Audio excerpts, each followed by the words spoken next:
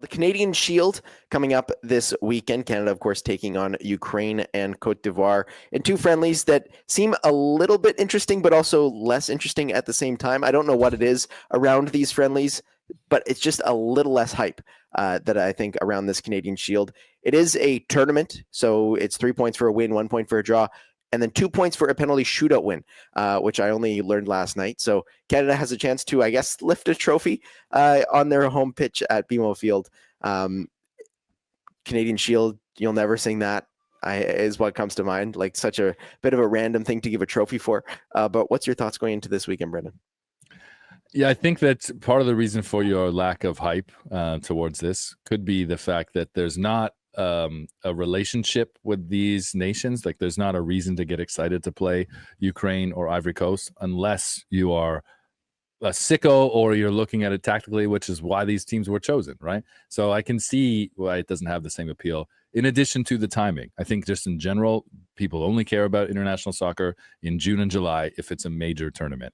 And this isn't. And we're still a year out. And yes, people are excited about that. And that these are tune-ups for the Gold Cup. But and there will be excitement for this team in the Gold Cup. I truly believe that. But this feels out of sorts a little bit. It feels strange. And there's just something about that June window at the end of the European club season. When these teams, either the clubs go on some type of cash grab tour or these international teams kind of come together and then they hope to fill some big exotic stadiums. Like Argentina always plays in the States, like in this window, I feel like in a non-World Cup qualifying year. So I feel like that's part of it. But tactically, Alex, I'm sure you think this too. Like I do think that these are very good tests, and I don't think that the administration prior to Kevin Blue would have been able to get opponents like this that do, I think, set up Canada in a way in which they haven't been tested enough. Well, this is Jesse Marsch's CanMNT. It's a world where you almost get used to playing the Frances, the Netherlands, the Argentinas of the world, that you look at a Ukraine and a Cote d'Ivoire, they feel boring by comparison. Man, imagine having friendlies like this in 2021, 2022. And I think this shows where this team is at, is that they're going to get two top tests against world-class players. Like you look at both rosters littered with talented players. Heck, even if you're playing New Zealand, you're playing one of the best strikers in the world right now.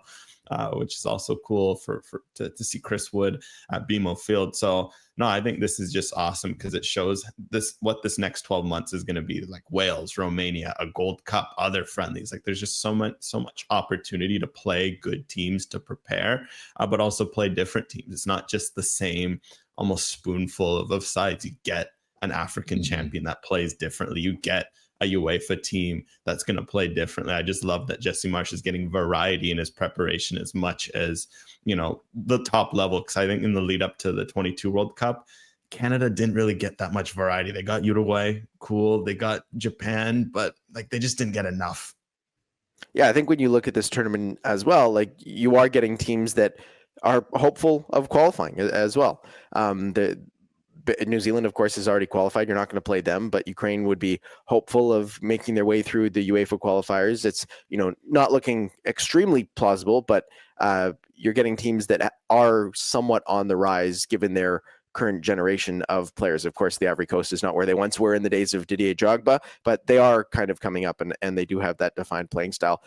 Fun parallels between this tournament and the Gold Cup, as well as Canada's World Cup journey as well. They play these two games in Toronto on June 7th and 10th, and then their Gold Cup opener in Vancouver on the 17th.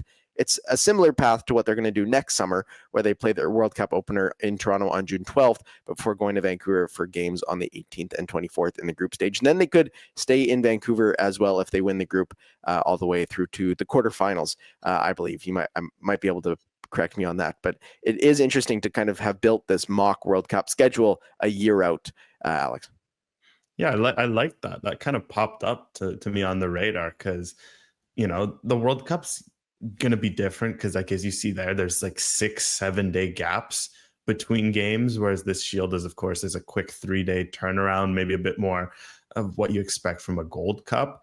But I do like that Jesse Marsch is kind of going to give these guys a run through of what that reality could look like, where you're going to be in a Toronto, you're going to be at BMO Field playing a top team.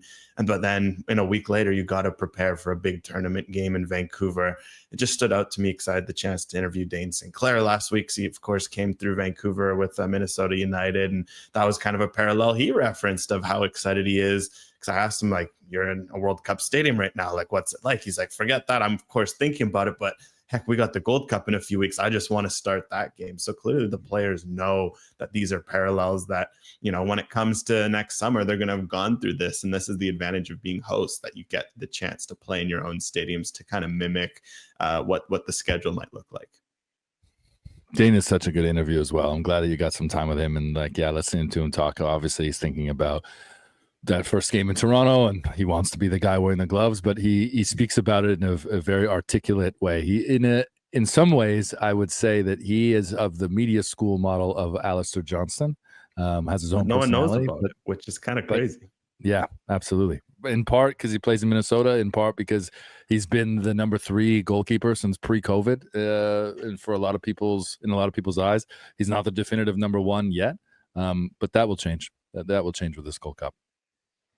And when you're looking at Ukraine as well, Canada's first opponent, that's going to come up on Saturday at BMO Field. What do you see from this Ukrainian squad? They've done great in UEFA, qualifying for 4 straight Euros. They've fallen short of a World Cup since 2006. They could potentially get their way back in for 2026. But Brendan, when you look at this Ukraine squad, what do you see as an opponent for Canada? No Mudryk, no threat. That's it. I wanted to see this matchup a year ago.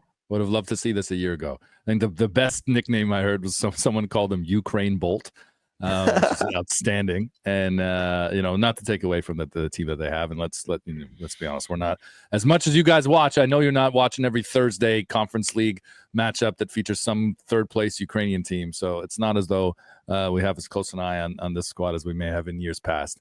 They've got some really good players. Zinchenko is the one that jumps off the page, but he's not the same player that he was at Manchester City. I do think that as a gritty European team, which they always have been, regardless of who's on the pitch, they will present Canada a different physical test, and a physical test that's different than the CONCACAF Copa test that Canada has shown they can pass.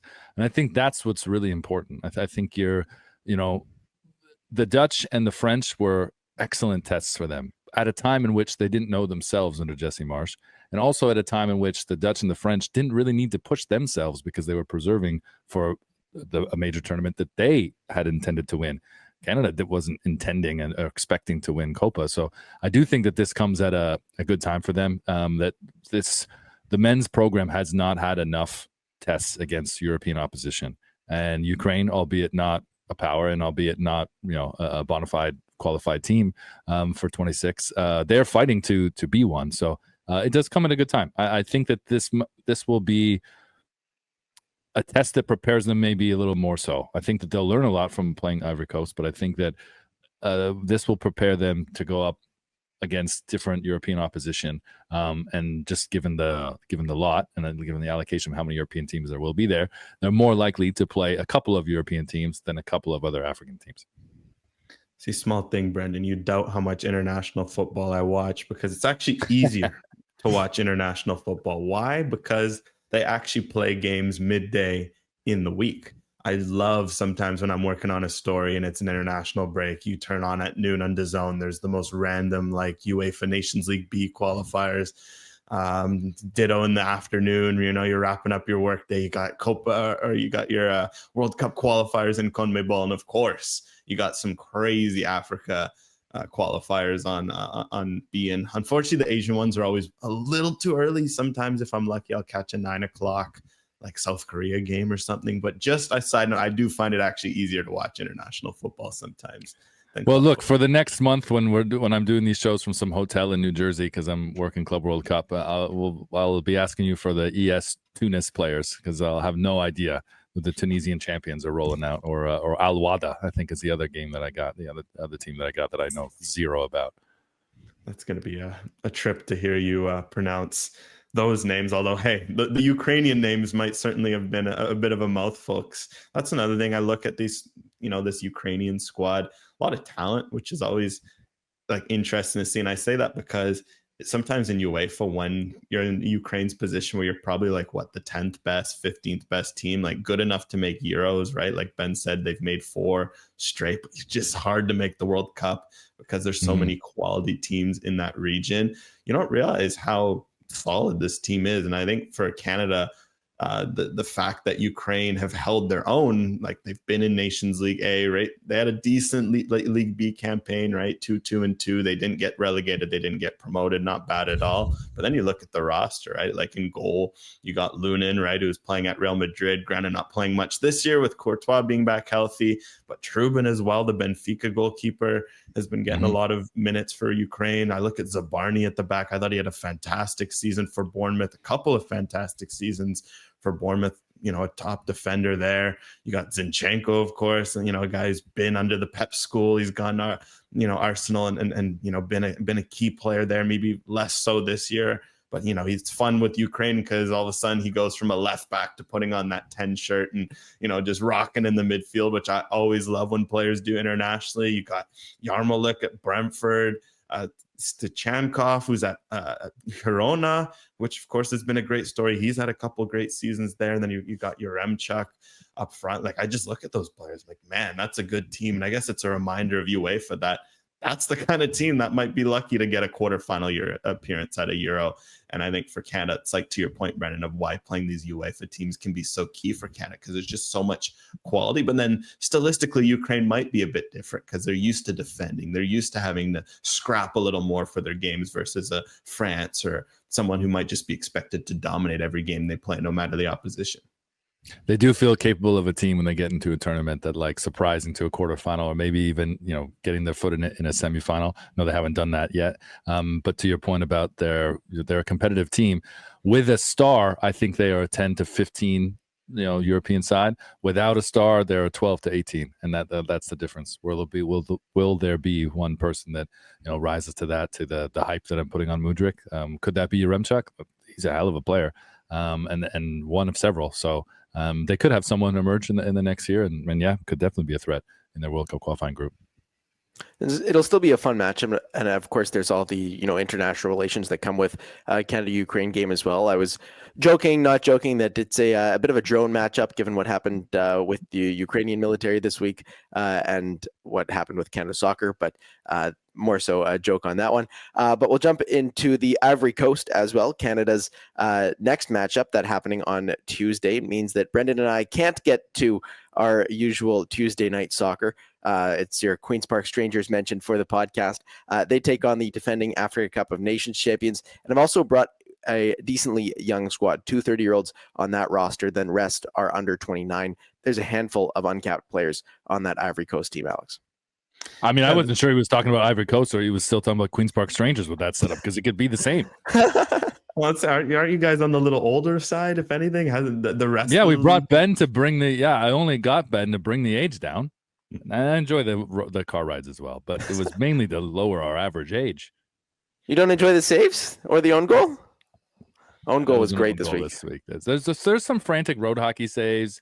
The net, that size of the net changes. That's tricky for any goalkeeper, but particularly someone of Ben's size who really frames up a certain way, and you can't change the size of the goal mouth. So I feel for you. No, I like that you're going goalkeepers, because I always think, when I think Cote d'Ivoire, I think of like Boubacar Berry. Like, remember how good that guy was in 2010s? He would disappear for years. Like, you have no idea where the heck he is, what he's doing. Then he'd come to AFCON and he would just go stand on his head and play insane. Like, man, that for me is prime Cote d'Ivoire. And it's cool that they're having a resurgence. Like, I like that they're having a resurgence, that they won the AFCON, of course, on home soil. Like that sort of story is always super cool. Sebastian Haller scoring the winner, having come back from cancer, always just such a remarkable story. But no, this is going to be a really good test, because as you've learned with these African teams, stylistically they all play so different just because of what the conditions are like. If you ever have a chance to watch an African World Cup qualifier, like, there's legit no easy away game. Like, I remember once a couple of years ago, I was watching Senegal Madagascar, and Madagascar plays on a turf pitch, and it's like 40 degrees, so it's super hot. The ball's not bouncing properly, and you got Senegal's loaded with Sadio Mane, all these top players, and they're fighting for a life escape with the 1-0 win. So that's it. You learn to be very flexible in a region like that. And I think Cote d'Ivoire have kind of showed that. They dominate possession, which kind of is expected when you're one of the top 5, teams in the region, and you're going mostly to play a slew of of low blocks, that you have to maybe get used to shooting the ball a bit more from distance. You might not press as much because of the conditions. But man, again, you look at the roster that they have. They just got so many quality players. Like in goal, Fofana at Angers. I've been loving to see in Ligue 1, a lot of these African teams have been able to get more goalkeepers through Ligue 1, because I know that was a problem in the past, developing some African goalkeepers to go. And it's great to see that Côte d'Ivoire got Fofana playing at Angers. Kusunu was a name I saw and I was like, oh, that's a good shout, because I watched him a lot with Leverkusen last year and he had a good year at Atalanta.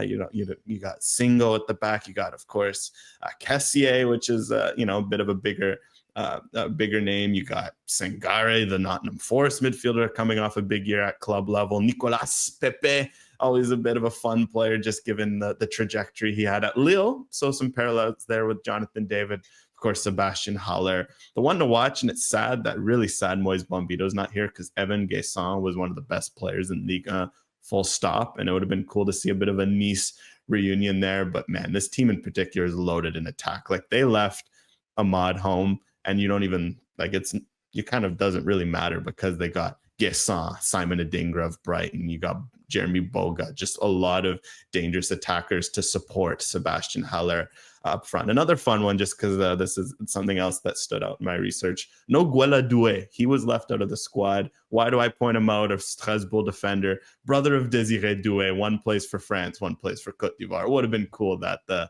young Désiré Doué, who stole the show at Champions League, if his older brother was playing against Canada for Côte d'Ivoire.